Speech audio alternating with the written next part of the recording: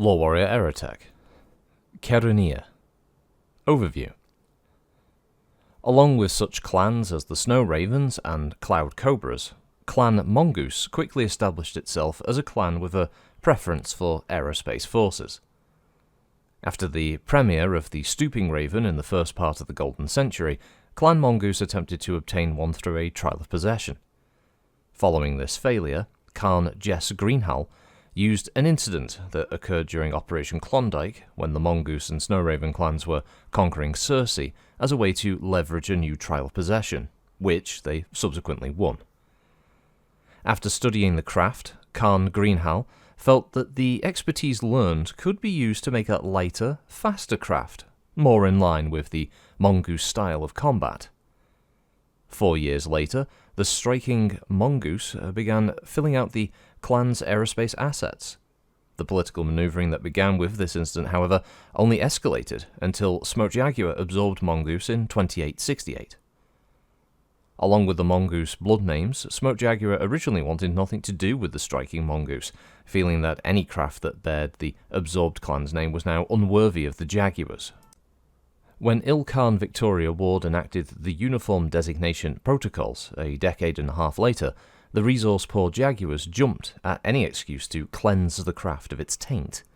Subsequently, the craft was then renamed the Chaeronea, whereupon the Jaguars began to produce it in earnest. It didn't take long for the craft to make it to the townlands of other clans. Capabilities. The Chaeronea combines one of the quickest aerospace fighters ever designed with an offensive punch exceeding what some craft twice its weight can mount.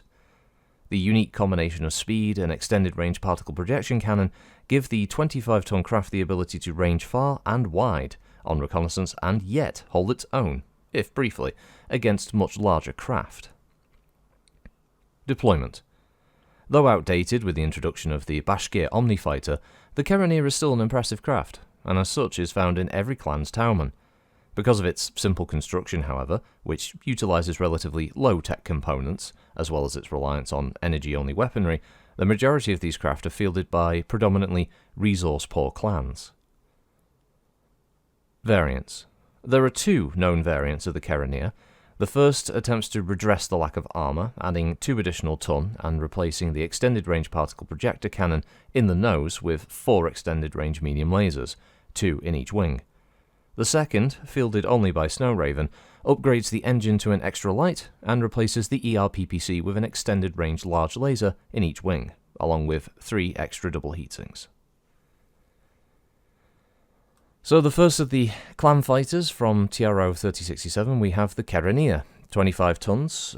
Frame is the Pattern 2A Standard. Its power plant is the 225 Fusion. Its armor is Standard Composition A. Armament by default is a Series 1B particle projector cannon, manufactured by various people at various locales.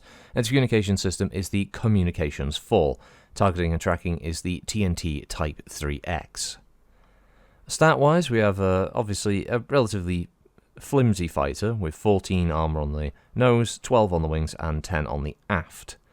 Meanwhile, the craft has 10 double heat sinks to obviously compensate for the heat generated by the weapon, and yes, the ERPPC is just located in the nose. This I really like, though. This has a kind of classic late 70s, early 80s kind of fighter design that you would see in... You wouldn't put this out of place in something like the original Battlestar Galactica series, or Buck Rogers, or hell, even Star Wars. This is a kind of fighter shape and design that you would expect to see there, and it would fit quite well, I think, personally.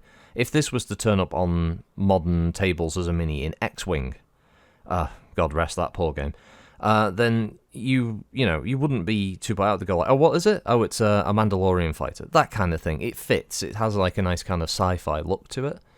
For its weight, obviously, yes, it does punch well above, but it has the drawback of if it gets hit, it gets downed. Obviously, its speed is very good. It has a safe thrust of 11 and a maximum thrust of 17, so if it needs to clear distance quickly, it can do that.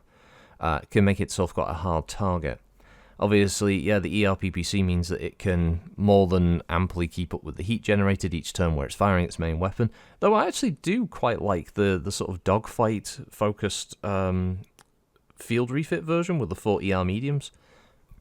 that's not a bad refit, actually. The extra armor would definitely help, and it means that it can kind of screen for dropships, that kind of thing. You can have a couple of wings of these things, doing a pretty good job of just like intercepting enemy fighters, that kind of thing. 40R mediums isn't bad as far as damage is concerned to attack incoming like heavier craft, and it's still got the maneuverability that it could fight those off. So yeah, I mean, outside of the fact that yes, I did have to look up the name because I thought it kind of looked like it was Charon, but obviously it's not. It's Chaeronea, as far as I can best tell. If someone is native Greek speaking, please do let me know in the comments below about the actual proper pronunciation of this, because from looking it up, yes, it is the site of a famous battle in what was Greece, I think in Boeotia, or Boeotia, however you pronounce that one. So yeah, it's obviously got a bit more of a history to it. Well, they liked picking obviously interesting names for clan vehicles a lot of the times. So yeah, this is just keeping with trend, really. But I shan't keep you any longer. I do quite like this fighter. It looks quite nice. Nimble thing with a good punch. It's definitely up my alley, so to speak, and not to take that out of context at all. Please don't put that out of context on the internet. If you could, that'd be great. Anyway, have a good one all. Thanks for listening, and I'll catch you next time. Bye-bye.